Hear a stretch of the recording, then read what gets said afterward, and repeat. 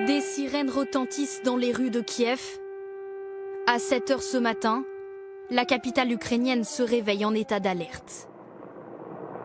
De nombreux habitants tentent de fuir en voiture.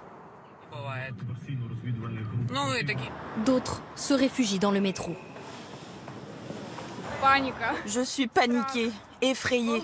Je ne sais pas vers qui on peut se tourner. C'est effrayant. On espère que le métro va nous sauver parce que c'est souterrain. Se protéger d'éventuels bombardements. Au sud de la capitale, au moins 2 explosions ont retenti tôt ce matin. À la hâte, ses habitants ont fait leurs valises. Il y a eu des explosions, puis les sirènes. Comme on ne savait pas vraiment ce qu'elles signifiaient, c'était effrayant. Je déménage d'une rue à l'autre parce que je vivais séparément de mes parents et maintenant, avec ce qui se passe, je veux aller vivre chez eux. Devant les magasins et les pharmacies, les files d'attente s'allongent. Sans savoir ce qui les attend dans les prochains jours, les Ukrainiens font des réserves. Par précaution, j'ai fait des courses. Par peur de trouver les magasins vides demain, je fais des provisions. Une capitale en alerte.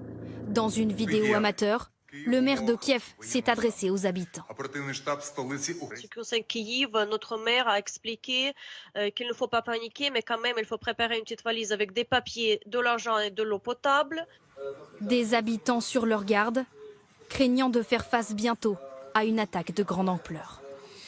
Et en direct de Kiev, on vous retrouve Dorothée Oliéric. Dorothée, hier encore, vous nous disiez que les Ukrainiens sentaient la pression monter, perdaient un tant soit peu leur calme. Vous avez encore passé toute la matinée avec eux.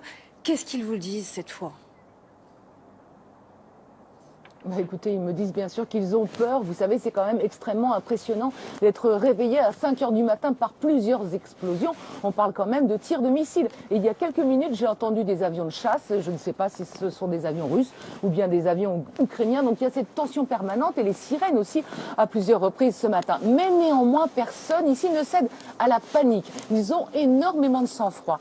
Il faut savoir qu'à Kiev, il y a environ 5000 abris anti-bombes, dont des bunkers qui datent de la période soviétique, et tout le monde les connaît, tout le monde sait où se diriger en cas d'une alerte vraiment importante.